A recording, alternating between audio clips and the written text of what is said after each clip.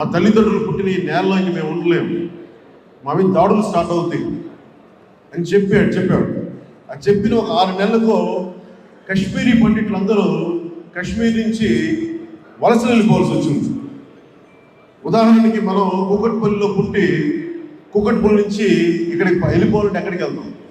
అలా కశ్మీరీ పండిట్స్ వాళ్ళు పుట్టిన కశ్మీర్ వదులుకొని కాందీసికులుగా, సొంత దేశంలోనే కాందీసికులుగా వెళ్ళిపోవాల్సి వచ్చింది.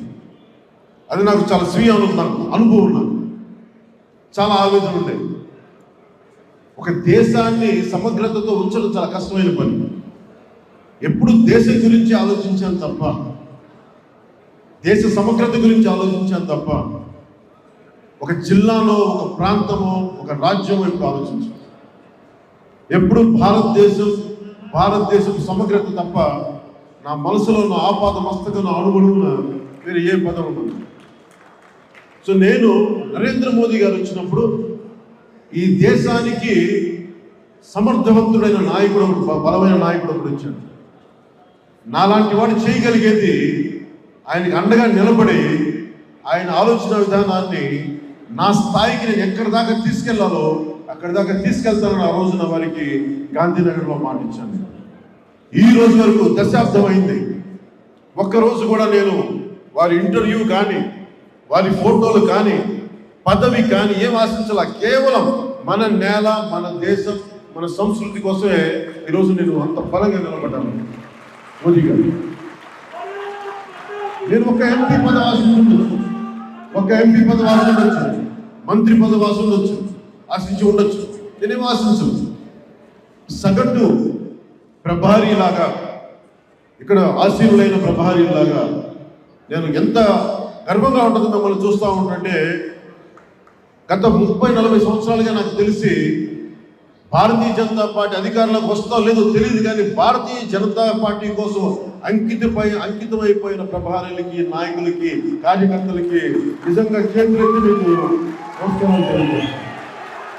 ఒక ఐడియాలజీ ఉంటే, ఒక ఆలోచన ఉంటే, ఒక భావోద్వేగం ఉంటే ఎంత బలంగా నిలబడవచ్చు. ఇలాంటి పార్టీ తోటి జనసేన ఈరోజు ప్రయాణిస్తున్నందుకు, మీతో కలిసి నడుస్తున్నందుకు మనస్ఫూర్తిగా నేను గుండె నిండులుగా నా కృతజ్ఞతలతో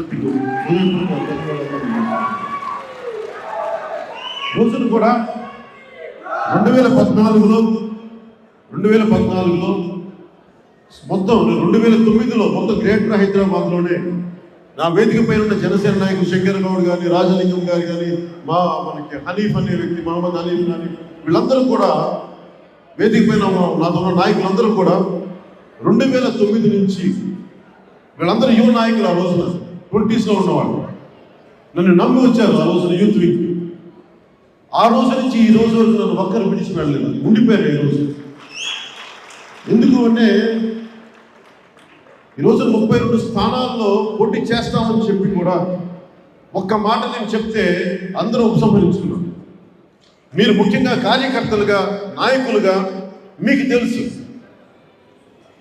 ప్రతి ఒక్కరు కూడా, ప్రతి కార్యకర్త, భారతీయ జనతా పార్టీ కార్యకర్త ఓట్లు వస్తాయా లేదా అనుకుంటే మన పార్టీ నిలబడాలి, ఎదగాలని కోరుకొని పోటీలోకి నిలబడతారు.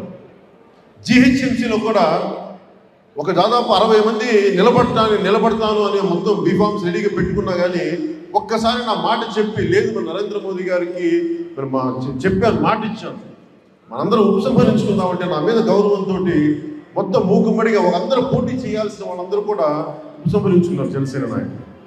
ఎందుకు చెప్తున్నానంటే, భారతీయ జనతా పార్టీతో కలిసి నడవాలి కాబట్టి మనం ఎంత సామరస్యపూర్వకంగా ఉండాలని చెప్తే నా ఆ భావనని, ఆవేదన అర్థం చేసుకున్న జనసేన నాయకులందరికీ, కార్యకర్తలందరికీ ప్రత్యేకించి పేరు నా ఈరోజున జనసేన నాయకులందరికీ, కార్యకర్తలందరికీ, జన సైనికులకి, వీర మహిళలకు కూడా మనం ఇక్కడ ఆశీనులైన భారతీయ జనతా పార్టీ నాయకులను చూసి, వేదిక పైన ఉన్న భారతీయ జనతా పార్టీ నాయకులను చూసి మనం చాలా నేర్చుకోవాలి.